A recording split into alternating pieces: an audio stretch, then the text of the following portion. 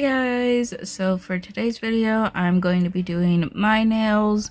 I have already prepped my nails and applied my tips. I also have a thin layer of builder gel on the nails to level out the gap there where the tips meet my natural nails. Now I'm just taking all of these colors that I'm pulling out. I used a few from Ball Pit and a few from Nails by Dev. And I'm going to be doing a marble on two of the nails. So to do my marble, I'm just laying out the colors on my palette here. I do a line of each color and I put them right next to each other. If they touch and bleed into each other, that's perfectly fine because they are getting mixed together anyhow. And when you lay your colors down on the palette, once you get them laid down, you can take a dotting tool and kind of swirl them together if you want. I don't usually do that. I just leave them in this line, and then I will take the brush that I'm using to apply them to the nail and just like scoop it up that way. But like I said, if you want, you can swirl them around a little bit to kind of get a little bit more of a marble. After I get them all laid out, I'm applying my blooming gel from Born Pretty to the nail. And I do a really thin layer of this. I feel like the thinner the layer, the better like effect you get with the blooming gel. Also, if you're doing marble, you don't have to add, or well, if you're doing marble this way, you don't have to add the blooming gel. I just like to because I feel like it helps spread it out a little bit more, and I can get away with using a little less product. So like I said earlier, I just scoop up those colors with my brush and just kind of like lay it down in like a squiggly type of way and just lay it down however I feel like or wherever needs some polish. I will sometimes also flip over my brush because there will be a buildup of polish on the opposite side. So I will sometimes flip it over to get that off and add that onto the nail. And then if I need to, I will go in and pick up an individual color if there's not enough of it on the nail. So like, for example, that really dark brown, if I felt like there wasn't enough of it on the nail, I would pick that color up alone and then place that somewhere on the nail to add it in there and break up like some of those lighter colors that are really grouped together.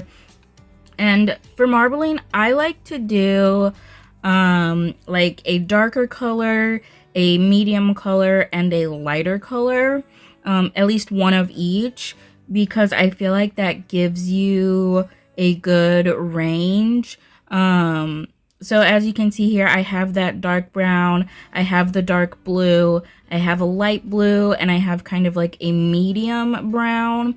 And then I do have that middle color, which is a cat eye. I do like to add like some sort of glitter or sparkle to my marbles. I just really like how it looks. You could also add white. That really helps too. Like the lighter colors help to prevent a whole lot of mixing and making things muddy. So if you do like this light blue that I did, or white, or even clear, you can like it does help to prevent a lot of mixing and blending and like just making it look kind of muddy. Also, one thing that I didn't do that I highly recommend is to take one of the colors that you're using to marble and lay it down as a base, and then obviously cure that. That way, when you're marbling, if there is a little space that you missed, it's not going to matter because you're still going to see one of the colors that you have marbled with underneath there. I completely forgot to do that for this set, and while you can't really see on camera in person, I could see some spots where either the marble had like spread out too far, or I just kind of missed a little spot and it was clear there. So like I said, lay down a base color first before you go in with your marble to prevent that, unless that's the look you're going for. I have done that before where I left the nail clear because I did want to be able to see the clear, but if that's not what you're going for, lay your base down. Also, sometimes the brush does get like super packed with gel polish, so I will just kind of wipe it off to remove some of that excess, because especially if I'm going up around the cuticle, I don't want a lot of polish on there and to get and like have it flood the cuticle, so I will wipe it off. Also, if I feel like the colors are mixing a little too much, like the middle part of that nail, it was a little too mixed together and making like a different brown shade, and I wasn't really liking it, so that is also why I will wipe off the nail or the brush to prevent any more of that mixing, because like I said, you will end up mixing it a lot and it'll get kind of muddy depending on the colors, or you'll just end up mixing a whole new color kind of like I did. And here I am just picking up some more of that cat eye because I wanted it there in the middle to kind of break up that color there that I wasn't really feeling. And then for the cat eye, I did go ahead and take my magnet and magnetize those pieces, bring them all up to the surface, so you got that really pretty shimmery glittery effect. And after I get my marbles on, I do wipe the edges off with a lint-free wipe, because with the blooming gel and gravity, they can tend to pool down around the sides. So I just wipe that off real quick, and then I go ahead and cure for 60 seconds 2 times, because sometimes marble can get a little thick. So I will cure the top part for 60 seconds, and then I will flip my hand over, stick it back in the lamp, and then cure like that for another 60 seconds. That way it's getting hit on both sides, and I can make sure that everything is completely cured. If you do your marble like on a colored base or on like a nude acrylic or something, or gel or whatever, you're not going to really be able to flip it over, so just cure the top side 2 times, or at least I would. And then once I was done with that, I painted the middle nail with that light blue that I used in the marble. I think it's called Bonus Life. It's from Nails by Deb. And then for the pinky and the thumb, I used this brown. It is brownie batter. I do believe it's the darker brown that I used. I showed all the colors at the beginning, so it's one of them. And I cured those 3 nails for 60 seconds, and then did a second layer on all of those colors and cured that layer for 60 seconds as well. And then once I was done painting all of the nails, I did go off camera and build up the nails with my builder gel. I wanted the marbles to be encapsulated because I really like how marble nails look encapsulated, and I felt like you can definitely tell when something is encapsulated, and I didn't want those 2 nails to look encapsulated and the other 3 to not have the same look, so I went ahead and just encapsulated everything. And I did all my filing, shaping, and buffing and everything off camera as well. Now I'm taking my matte top coat from Nails by Deb and applying this to the pinky and the thumb and curing that for 60 seconds. And because I am going to be putting chrome on these nails, I didn't want it to stick to the base. I feel like I could have just left them how they were and the chrome wouldn't have stuck, but I was also worried about the like little crevices from like the scratches from filing and stuff. Even though I did buff a lot and tried to buff as well as good as I could, I still felt like there was too many little scratches there that the chrome could get stuck into, and I didn't want that to happen. So I did just go ahead, matte top coat the nails, and then I did go in and buff them to make sure that the chrome wouldn't stick to it.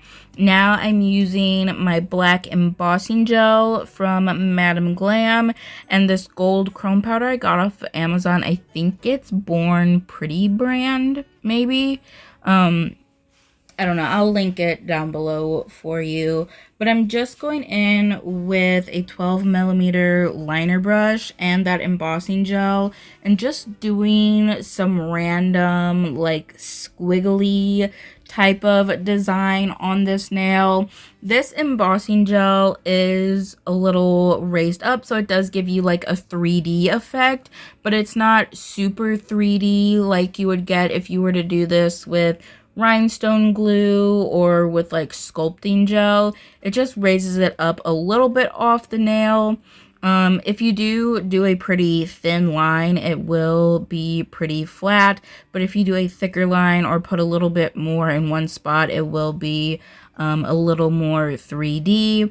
For this, I just wanted something super like abstract and like organic type of shape going on here. So I just was kind of squiggling these lines and like connecting them in certain areas to, like I said again, get like this super abstract kind of like organic type of shape and design going on.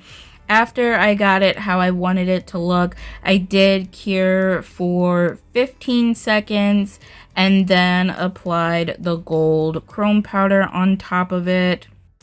And I don't mention this often in my videos, but I do have a discount code with Madam Glam. I think it's 35% off if I remember incorrectly. And then I also have a discount code with Born Pretty. I think that's 10% off. All the information for that is in the description down below. So if you are ever interested in purchasing anything from Madam Glam or Born Pretty, you can look in my description and find the discount code informations for those. I do also have discount codes for Nail Reserve and Melody Susie as well. Again, all that information is down in the description below. If you are ever interested and do need a discount code to save some money, you can always check out my videos and find that information there. So for this set, I did my usual method for chrome, which is apply a top coat and buff that out, and that usually does prevent the chrome from sticking to wherever I don't want it to stick to. But for some reason on this set, it just wasn't working out. There was a lot of chrome sticking to the brown of the nails or the base of the nails. So I did off camera take a cleanup brush and some alcohol and just clean that up a little bit. There was still some like gold shimmer a little bit on the base of the nail, so at the end you do still kind of see some of that gold shimmer on the brown, but it wasn't as bad as it was before I cleaned it up.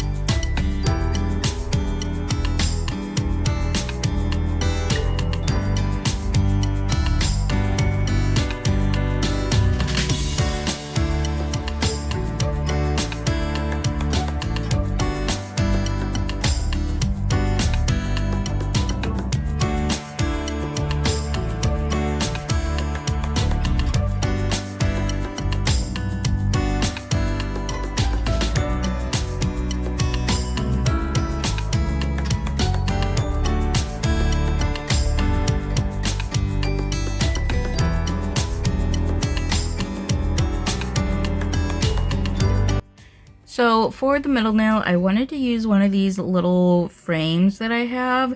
I think I got them from AliExpress.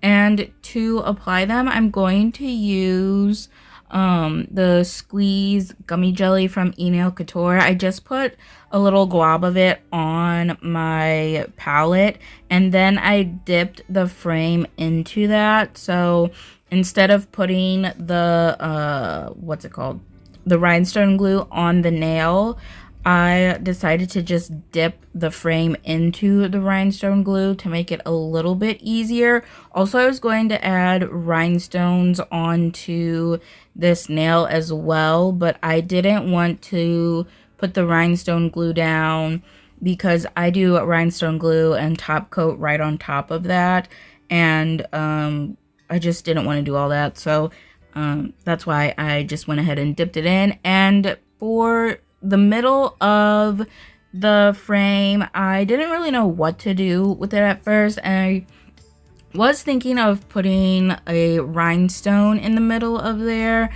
but none of the rhinestones that I have were really fitting in there or like filling the whole space.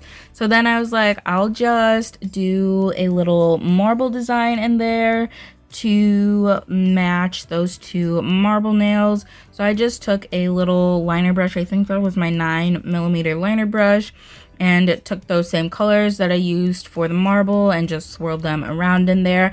I did not put blooming gel in there just because this was such a tiny space and I didn't want it to spread out a lot. I knew I would be able to get the marble look without the blooming gel and it spreading, so I didn't do that. I cured that for 60 seconds and then I went in with the rhinestone glue again and filled that little area in there, and then I cured it for 60 seconds. And after this first layer, it was still pretty flat as I'm showing you here, and I did want it to have more of a 3D effect to kind of look like a gemstone a little bit.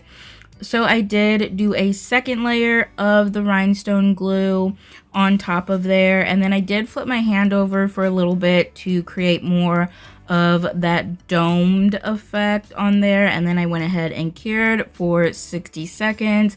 I meant to show you after I did that second layer what the dome looked like. You can kind of see it here on my right hand a little bit.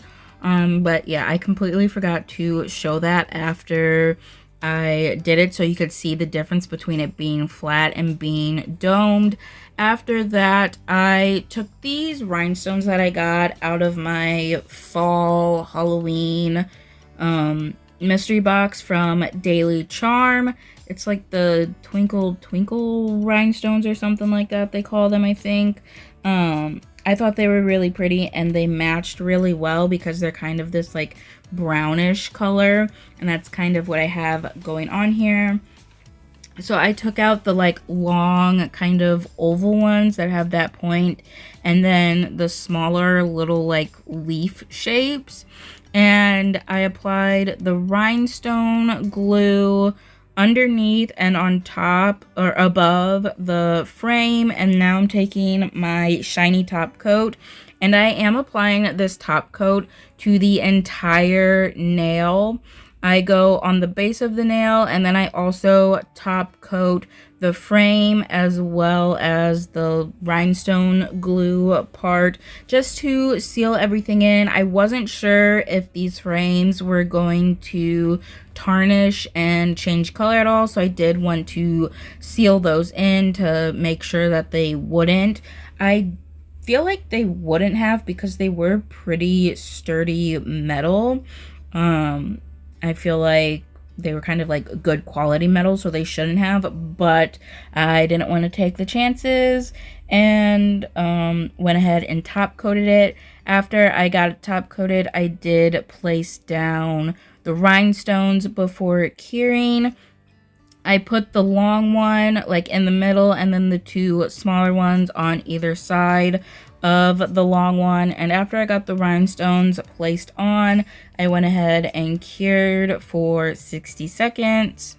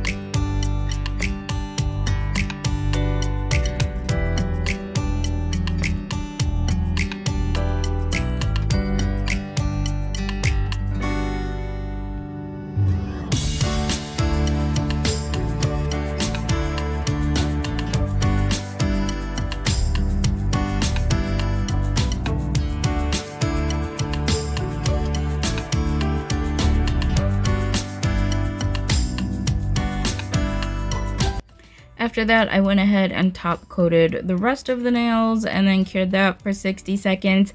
I did top coat the entire brown and gold nails, and I just used my shiny top coat for the LGN shiny top coat for that.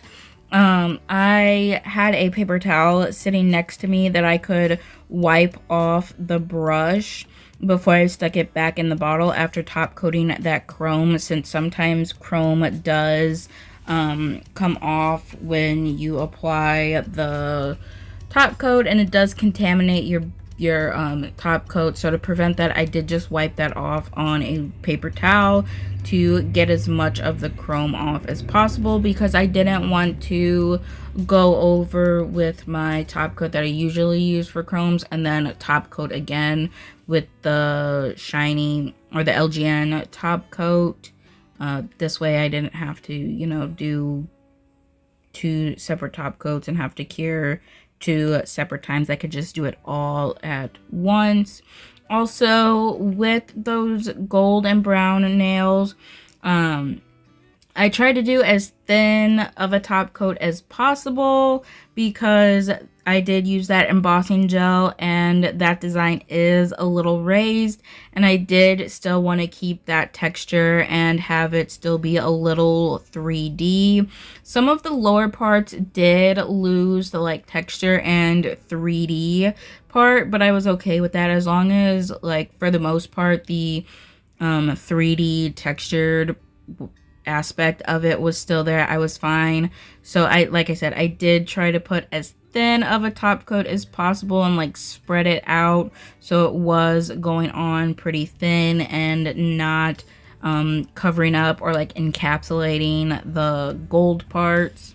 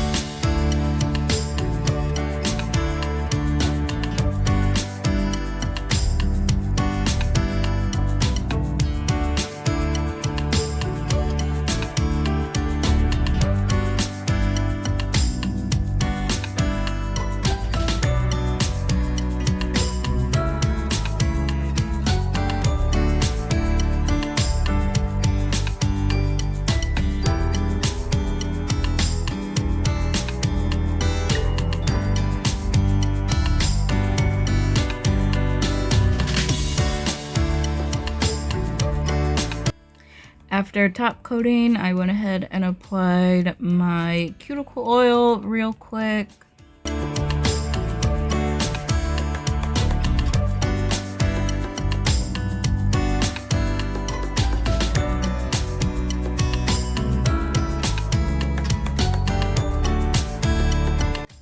And this is the finished result. I was obsessed with these nails. I absolutely loved how they came out.